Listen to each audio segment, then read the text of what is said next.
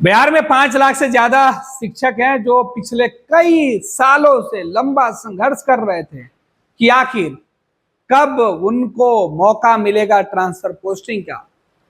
के पाठक ने तो जिद ठान ली थी कि शिक्षकों के ट्रांसफर पोस्टिंग वाली फाइल पर बात ही नहीं करेंगे, लेकिन नए एसीएस ने यह भरोसा दिलाया था कि शिक्षकों के ट्रांसफर पोस्टिंग के मुद्दे पर बात ही होगी। शिक्षकों के ट्रांसफर पोस्टिंग के चक्कर में कई लोग शिक्षा विभाग से चलते हो गए, कई मंत्री शिक्षा विभाग में बदल दिए गए, लेकिन शिक्षकों की समस्या खत्म नहीं हुई।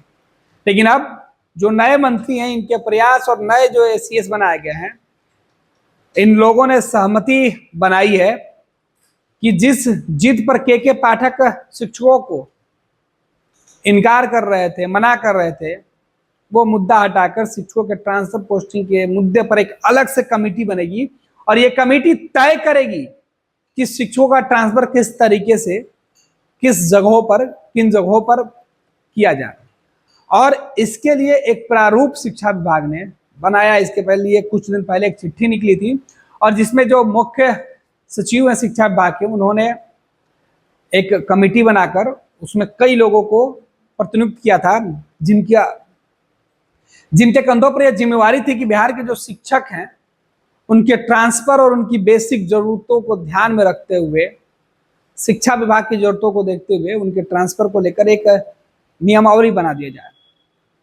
उसके लिए अलग अलग जगहों पर बैठक होगी और बाद में उस बैठक के बाद मुहर लगेगी कि किस तरीके से किन किन कैटेगरी के शिक्षकों का तबादला किया जाए।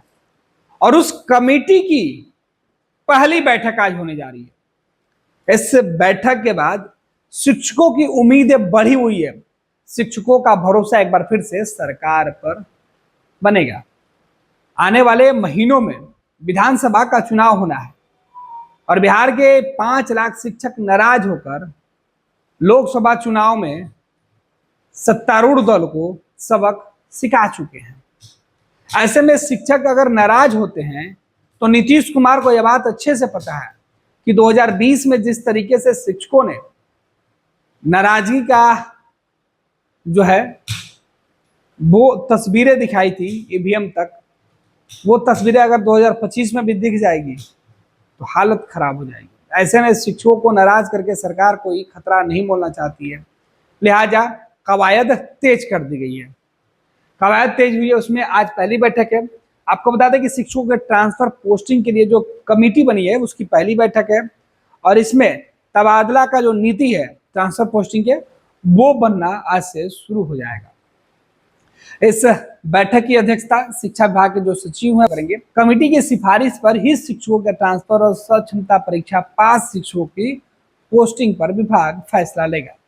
दरअसल शिक्षकों के ट्रांसफर और पोस्टिंग के लिए शिक्षा विभाग ने इसी महीने 2 जुलाई को कमेटी का गठन किया था। शिक्षा विभाग के सचिव वैद्यनाथ प्रसाद यादव की अध्यक्षता में गठित कमेटी की 15 दिनों में अपनी रिपोर्ट सौंपने का निर्देश सरकार की तरफ से दिया गया था। यह कमेटी शिक्षकों के ट्रांसफर पोस्टिंग के अलावा अनुकंपा पर नियुक्ति, छुट्टी तालिका और बिहार शिक्षा सेवा कैडर को फिर से गठित करने से संबंधित अपनी रिपोर्ट सौंपेगी। कमेटी द्वारा रिपोर्ट सौंपने के बाद शिक्षा मंत्री और विभागीय सचिव एस सिद्धार्थ रिपोर्ट की समीक्षा करेंगे। इसके बाद इस पर अंतिम निर्णय लिया जाएगा। शिक्षकों को शिक्षा विभाग के फैसले का बेसब्री से इंतजार है। महिला शिक्षक और उम्रदराज शिक्षकों की ट्रांसफर पोस्टिंग दूसरे जिले में नहीं करने का अनुरोध भी शिक्षकों के द्वारा किया गया है।